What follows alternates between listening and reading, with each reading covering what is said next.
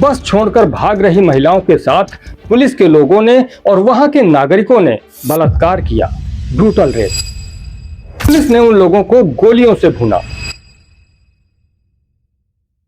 नमस्कार दोस्तों, स्वागत है आपका द विष्णु फाइल्स के चौथे वीडियो में। पिछले वीडियो में हमने कहा था कि कॉकरोचों के आगे झुककर मोदी सरकार ने अराजक तत्वों और देशद्रोहियों के लिए एक नया रास्ता खोल दिया है। वो रास्ता क्या है, यह समझने के लिए हमें इतिहास की कुछ फाइलों को खोलना होगा। लेकिन यह वीडियो देखने से पहले यदि किसी राजनीतिक पार्टी का चश्मा लगा रखा हो तो उतार दीजिए, और यदि आप राजनीतिक पार्टी का चश्मा उतारने में असमर्थ हैं तो इस वीडियो को यहीं छोड़ दीजिए।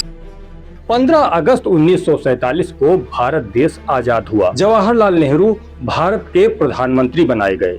उसके बाद 30 जनवरी 1948 को महात्मा गांधी की हत्या हो गई। महात्मा गांधी की हत्या के बाद कांग्रेस के लोगों ने हजारों ब्राह्मणों की हत्या कर दी, क्योंकि गोडसे एक ब्राह्मण था। इसलिए देश में कभी भी इस बात पर चर्चा नहीं हुई, न ही उन निर्दोष ब्राह्मणों की हत्याओं पर सरकार से कभी सवाल पूछे गए। उसके बाद जब चुनाव हुए तो पंडित जवाहरलाल नेहरू बहुमत के साथ देश के प्रधानमंत्री बने और लगातार 17 साल तक भारत के प्रधानमंत्री रहे।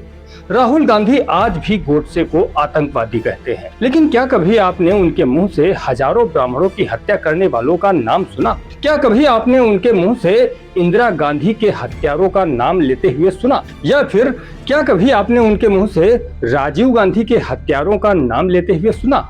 नहीं सुना, क्योंकि गांधी परिवार का राजनीतिक पोषण गोडसे से ही होता आया है। इंदिरा गांधी ने इमरजेंसी लगाकर लाखों लोगों को जेल में ठूस दिया, लाखों लोगों के घर गिरा दिए, लगभग 75 लाख हिंदुओं की जबरन नसबंदी की गई, मीडिया का गला घोट दिया गया। जितने अत्याचार हो सकते थे वो सब किए गए। लेकिन 29 महीने में ही इंदिरा गांधी दोबारा सत्ता में आ गई और फिर उसके बाद लगातार कांग्रेस का राज्य रहा। इंदिरा गांधी के बाद राजीव गांधी के बाद यदि नरसिम्हा राव को छोड़ दें तो सोनिया गांधी तक ने 10 साल तक सरकार चलाई। सोनिया गांधी सरकार के समय में रामलीला मैदान में बाबा रामदेव धरना दे रहे थे, जिससे न ट्रैफिक बंद हो रहा था और न ही कोई उपद्रव हो रहा था। बिल्कुल शांतिपूर्ण धरना था। अचानक रात 12 बजे पुलिस ने लाठीचार्ज किया। बाबा रामदेव को जान बचाकर भागना पड़ा। लगभग 150 आदमी अस्पताल में भर्ती हुए और कई लोग इमरजेंसी में रहे। अब बताइए, क्या कभी सोनिया गांधी या मनमोहन सिंह से इस बारे में सवाल पूछा गया? 2 नवंबर 1990 को अयोध्या में कार सेवक इकट्ठे हो रहे थे। मुलायम सिंह यादव के आदेश पर पुलिस ने गोली चलाई, जिससे अयोध्या की सड़कें खून से लाल हो गई। सरयू नदी का पुल लाशों से पट गया और पानी खून की तरह लाल हो गया। 2 सगे भाई कोठारी बंदूक घर से खींच कर मारे गए। कार सेवकों को इतनी बर्बरता से मारा गया कि देखने वालों की आत्मा कांप गई। आज और स्वतंत्र भारत जैसे अखबारों ने कार सेवकों पर हुई बर्बरता को मुख्य पृष्ठ पर छापा, जिसके बाद दोनों अखबारों के दफ्तरों पर ताला लगा दिया गया। मुलायम सिंह ने अखबारों के खिलाफ हल्ला बोल किया कि जो भी हमारे खिलाफ लिखेगा हम उसके दफ्तर में घुसकर आग लगा देंगे और उसके अखबार वितरण करने वालों को पकड़ पकड़ कर पीटेंगे। यही नहीं, 2 अक्टूबर 1994 की रात मुलायम सिंह यादव ने फिर से अपना मुगलिया फरमान जारी किया और उत्तराखंड की डिमांड करने के लिए आ रहे लोगों की बसों को रामपुर तिराहे पर रोक लिया गया। पुलिस ने उन लोगों को गोलियों से भूना। बस छोड़कर भाग रही महिलाओं के साथ पुलिस के लोगों ने और वहां के नागरिकों ने बलात्कार किया। Brutal rape. न जाने कितने लोग मारे गए। उसके बाद मुलायम सिंह का क्या बिगड़ गया? किसी ने सवाल पूछा? बल्कि उसके बाद तो मुलायम सिंह ने ठसक के साथ राजनीति की। उन्हें कभी भी अपने कृत्यों पर पश्चाताप या पछतावा नहीं हुआ। मुलायम सिंह बड़े गर्व से कहते थे कि मैंने मुसलमानों की खातिर हिंदुओं पर गोलियां चलवाई। इसके बावजूद मौजूदा बीजेपी सरकार ने उन्हें मरणोपरांत 2023 में पद्म विभूषण सम्मान से विभूषित किया। साहब जी, देश की आजादी से लेकर 2014 तक जो भी सरकारें रहीं, उन्होंने कभी भी अपने सिद्धांतों के साथ समझौता नहीं किया। वो आज भी अपने सिद्धांतों पर कायम है। मैं ये नहीं कह रहा कि पिछली सरकारों ने जो कुछ किया वह सही था। सही होता तो वो सत्ता से दूर नहीं होते। मैं ये कह रहा हूँ कि धरना प्रदर्शन उग्र हो जाता है, हिंसा हो जाती है, तब जाकर सरकार नींद से जागती है। क्या शांतिपूर्ण धरने पर ही बात नहीं हो सकती? साहब जी, 2014 के बाद आपने बहुत से अच्छे कार्य किए, विदेशों में भारत का सम्मान बढ़ा, कश्मीर से धारा 370 हटाई गई, राम मंदिर के पक्ष में फैसला आया और निर्माण संभव हो सका। और भी कई असंभव कार्य हुए, लेकिन आपने कुछ ऐसे कार्य भी किए जिसकी उम्मीद किसी को नहीं थी। आपने उस दिलीप मंडल को मीडिया सलाहकार बनाया जो ट्विटर पर सुअर को जनेऊ पहनाता था, देवी देवताओं पर भी भद्दे ट्वीट करता था।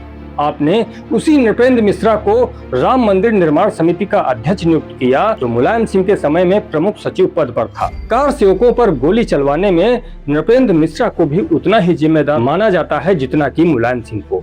आप गरीब किसानों के लिए 3 कृषि बिल लाए, लेकिन आढ़तियों के सामने आत्मसमर्पण कर दिया। एक तरफ अम्बेडकर वादियों के अहंकार को पोषित करने के लिए पंचतीर्थ बनाए, तो दूसरी तरफ यूजीसी लाकर उस सवर्ण समाज को असुरक्षा में डाल दिया जिसने आपकी पार्टी को खून से सींचा था। आपने उसे विरोध प्रदर्शन करने की अनुमति भी नहीं दी। नीट पेपर लीक मामले में भी आपने छात्रों की जगह विदेशी काकरोचों के आगे झुकना ज्यादा उचित समझा।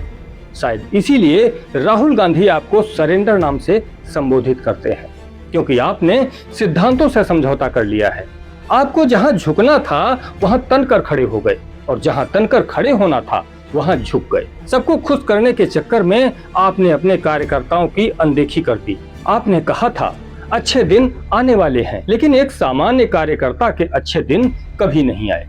कभी आपने 56 इंच का सीना बताया था, लेकिन क्या आज आप फिर से यही लाइन बोल सकते हैं? आपने कहा था मैं चौकीदार हूँ, न खाऊंगा न खाने दूंगा। क्या आज भी आप फिर से यही लाइन बोल सकते हैं? अगर नहीं बोल सकते तो समझ लीजिए आप रास्ते से भटक चुके हैं। साहब जी, अभी भी समय है, सुधर सके तो सुधार लीजिए, वरना हर गली हर चौराहे पर आंदोलन होंगे। प्रदर्शनकारी संभाले नहीं समझेंगे, पूरा देश जल उठेगा। आप जिनके आगे बार बार हथियार डाल रहे हैं वो शांत बैठने वाले नहीं हैं। युद्ध निश्चित है, कब तक टलेगा? एक न एक दिन होकर रहेगा।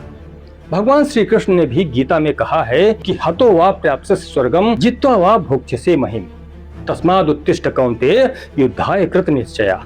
अर्थात हे अर्जुन, यदि तुम युद्ध में वीर गति को प्राप्त होते हो तो तुम्हें स्वर्ग मिलेगा, और यदि तुम युद्ध जीतते हो तो पृथ्वी के राज्य का उपभोग करोगे। इसलिए हे कुंती पुत्र, तुम युद्ध के लिए दृढ़ निश्चय होकर खड़े हो जाओ।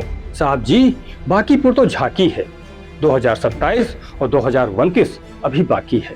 समझ सके तो संभाल लीजिए। दोस्तों, इस वीडियो में जो कुछ भी मैंने बताया है उसे आप गूगल कर सकते हैं, सब कुछ पब्लिक डोमेन में है। आप चाहे तो मुझे गाली दे सकते हैं, आप चाहे तो मेरी सराहना भी कर सकते हैं। मेरा उद्देश्य किसी को हर्ट करना नहीं है, बल्कि जागरूक करना है। जय हिंद, वंदे मातरम।